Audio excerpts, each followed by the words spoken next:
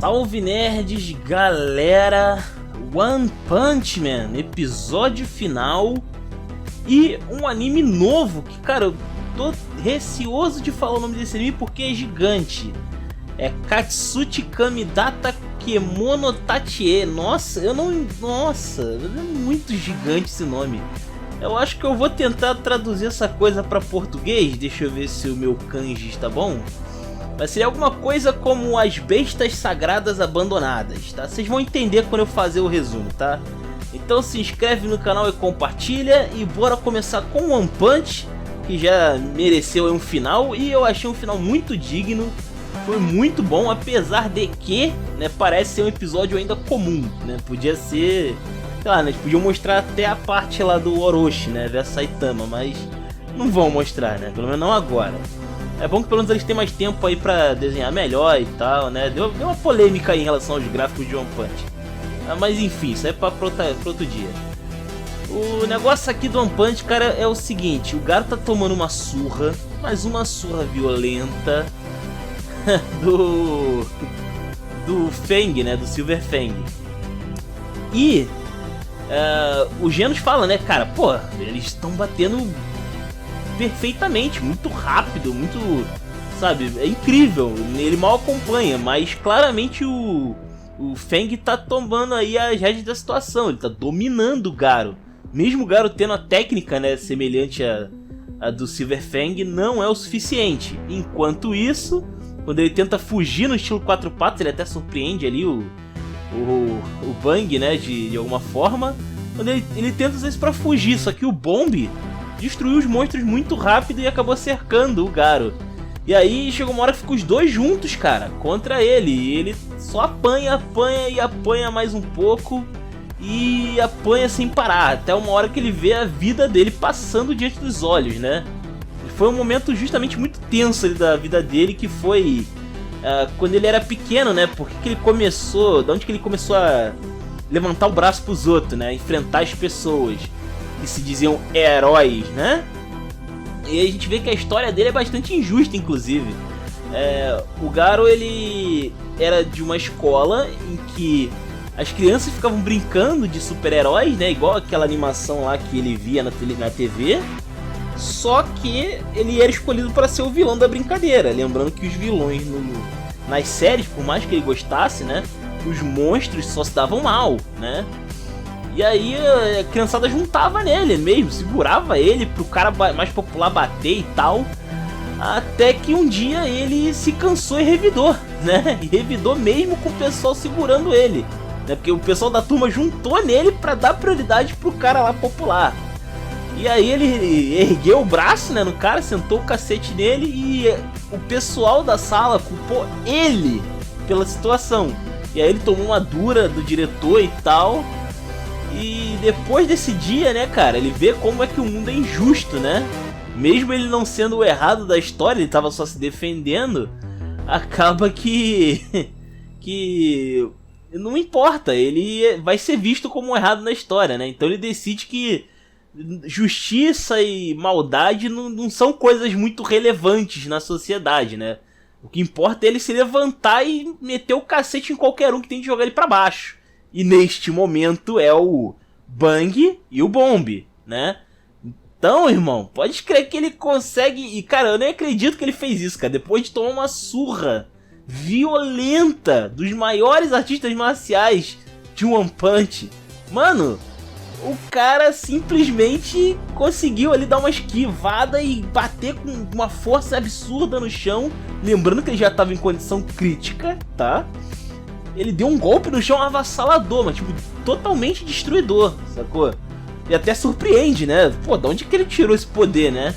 E isso era o que precisava o Phoenix, o Homem Fênix, pra conseguir salvar o Garo, porque os monstros morreram, né? Ele tava lá voando, mas ele não podia aparecer ali e arriscar tomar um tecão dos Genos, né? Ou então, sei lá, o Bang e o Bomb podiam ir pra cima dele, então fica complicado, né? Então ele tinha que torcer pro próprio Garo tirar da bunda poder o bastante para resistir e surpreender os caras, para ele conseguir criar ali uma chance de entrar e salvar o cara, né? E ele consegue, ele entra ali, manda uma ventania, pega o Garo, sai voando.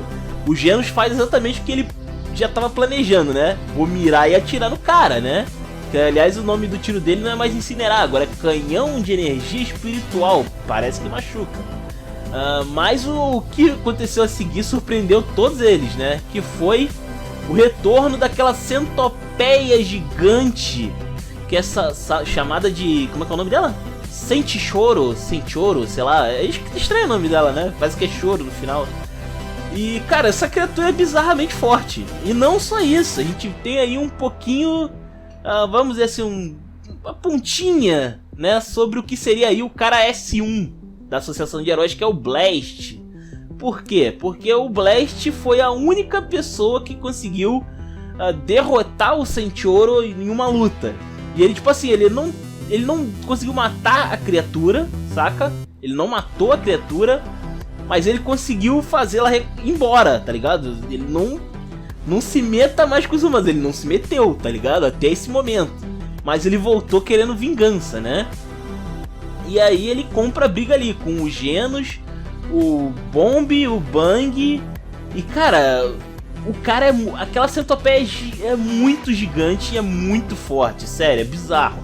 Tem uma técnica que o Bang e o Bomb, eles se juntam e eles dão um golpe muito sinistro, cara. Deixa eu ver se eu acho aqui o nome. O nome é Ataque de Punho de Ki Feroz. Ar dilacerante. O que você acha que é essa técnica, irmão? Acertou se você disse que eles combaram seus estilos de luta em um único ataque. Bizarro. Foi tão forte que trucidou o exoesqueleto da criatura. Que, tipo assim, o tiro do Genos não faz nada na criatura. O tiro que ele ia dar no Homem Fênix, que aliás fugiu com o Garo, né? Cara, não fez nada nesse bicho. Você tem noção? O King e o Bomb deram um ataque mais forte que aquele tiro de energia. Olha que absurdo. Beleza, tá beleza. Aí eles pensaram, pô, a gente conseguiu ali, né? Tá tudo trincado, o bicho tá se quebrando todo, ele vai morrer, né? Porque a onda de choque tá se espalhando pelo corpo da criatura. E aí o exoesqueleto explode, revela uma camada interna, mas rapidamente o exoesqueleto nasce de novo, né? E a criatura, ele tipo assim, tem vários rostinhos, assim, meio que... é difícil de explicar, mas tipo assim, sabe o Orochimaru quando ele sai de alguém? Ele sai pela boca, né? Meio que ele vai como se estivesse vestindo a pessoa, né? É mais ou menos isso que o Sentioro faz. Só que, no caso dele, ele não sai, né? Ele só põe a cara pra fora assim e o restante do corpo vira, sei lá, aumenta, né? Ele, vamos dizer assim, ele tá um pouco maior e mais forte do que antes.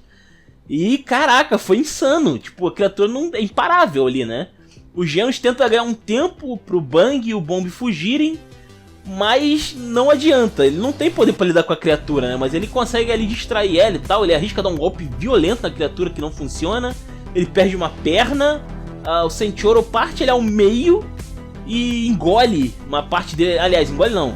Ele tenta ali... ele pensou que tinha matado o Genos, né? Porque partiu no meio. Mas o Genos agora ele é montável, né? A parte ali de cima colou com a cintura e ele deu um mega chute no cara que quebrou os dentes do Sentioro e ele entrou dentro do Sentioro. E ele mandou um ataque de dentro pra fora que, cara...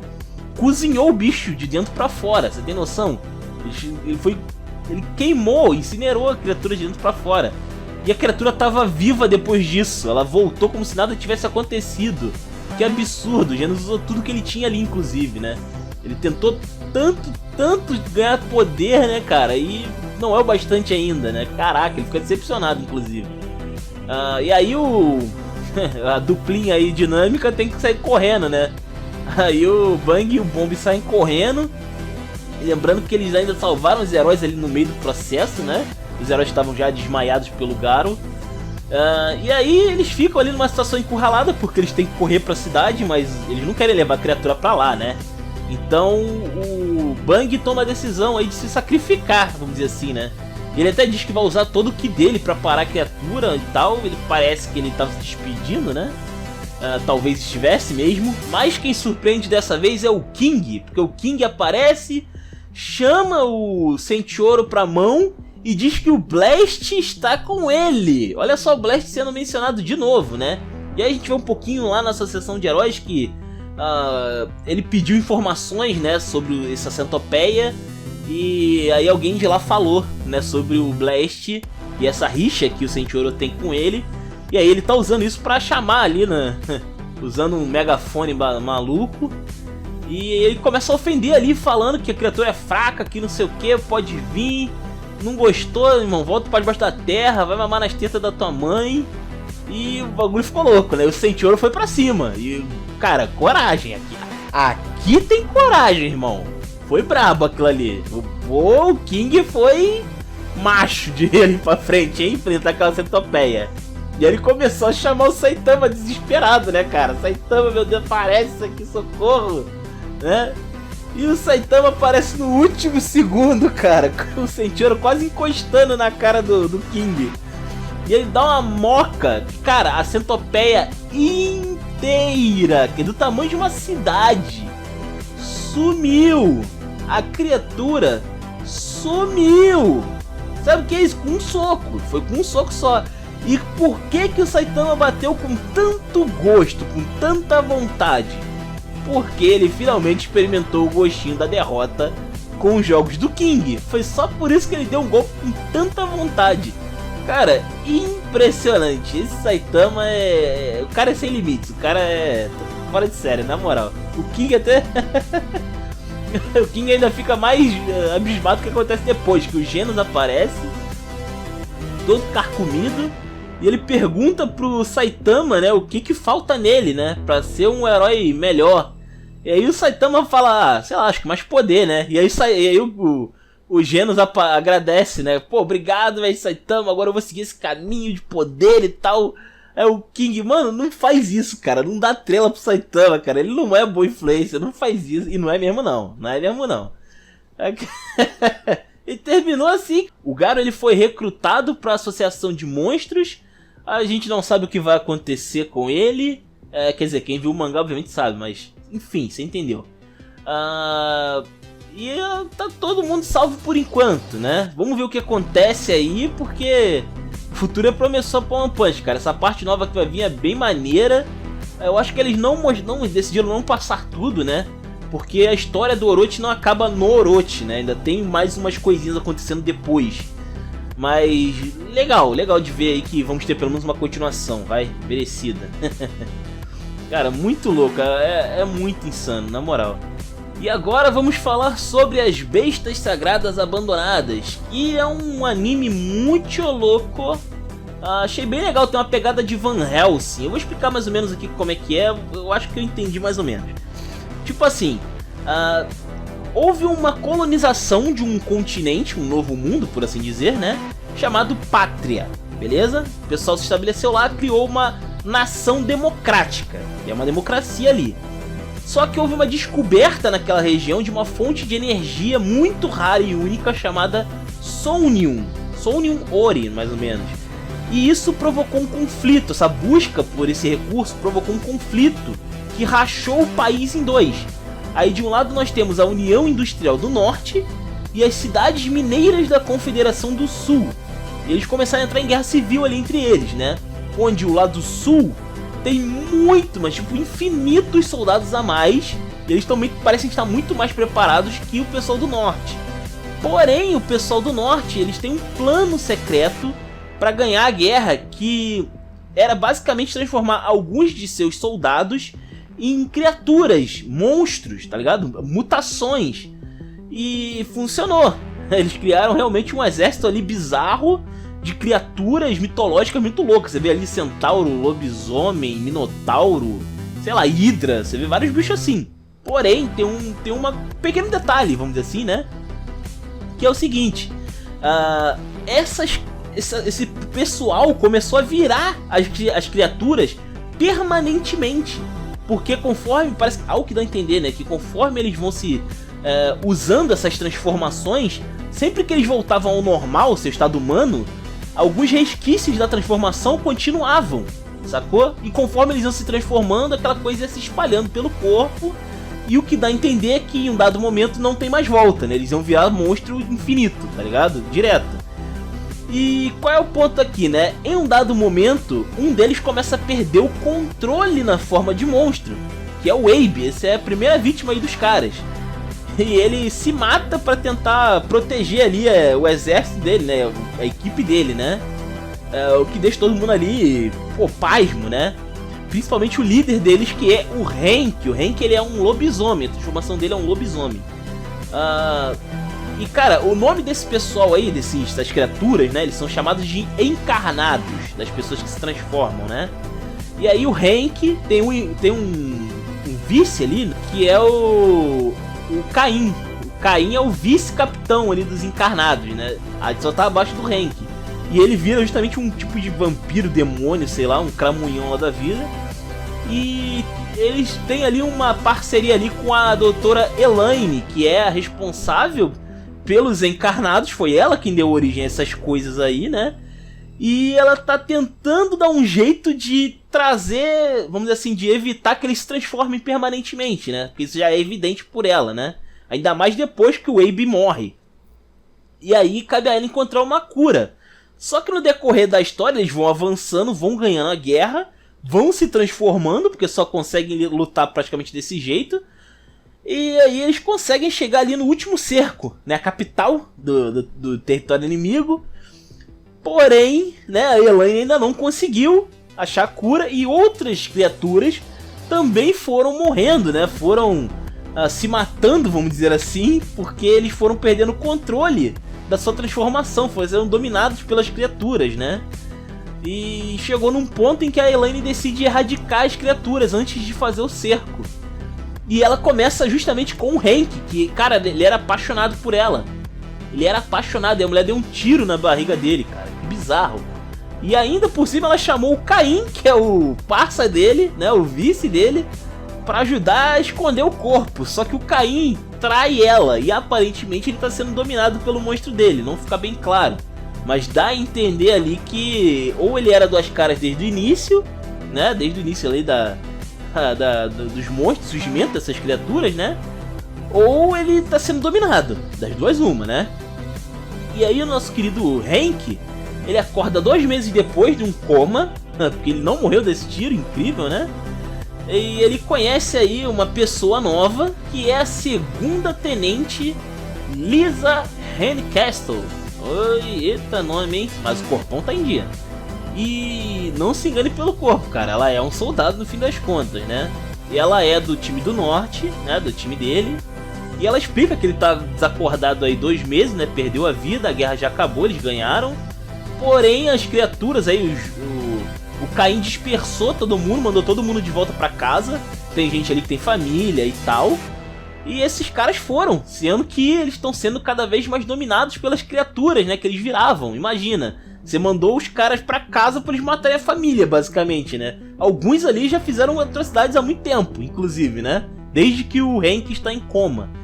E aí o Hank decide tomar pra si a missão de matar esses caras e o Caim, que foi o traíra, vamos dizer assim, né. A Elaine foi a traíra do Hank. Mas o Caim traiu todo mundo, a nação inteira, porque essas criaturas elas são imparáveis, cara. Não tem como você bater de frente, um humano bater de frente com aquela coisa, tá ligado? É bizarro. E aí o Hank vai ter que usar sua forma de lobisomem pra lutar contra essas criaturas, né? E ele vai uma pegada tipo Van Helsing, por quê? Porque ele vira um caçador de monstros, sendo que ele é um monstro também. Legal, né? Assim como teve lá o Van Helsing virando lobisomem no final, esse aqui ele começa lobisomem. E aí a gente vai ver ele matando várias criaturas bizarras aí no decorrer da treta. Cara, muito legal, cara. Eu quero ver como é que vai terminar essa história. O que vocês acham aí desse anime novo? O que vocês acharam do final de One Punch? Comenta aí, os comentários são de vocês. E eu vou ficando por aqui. Valeu, nerds. Fui!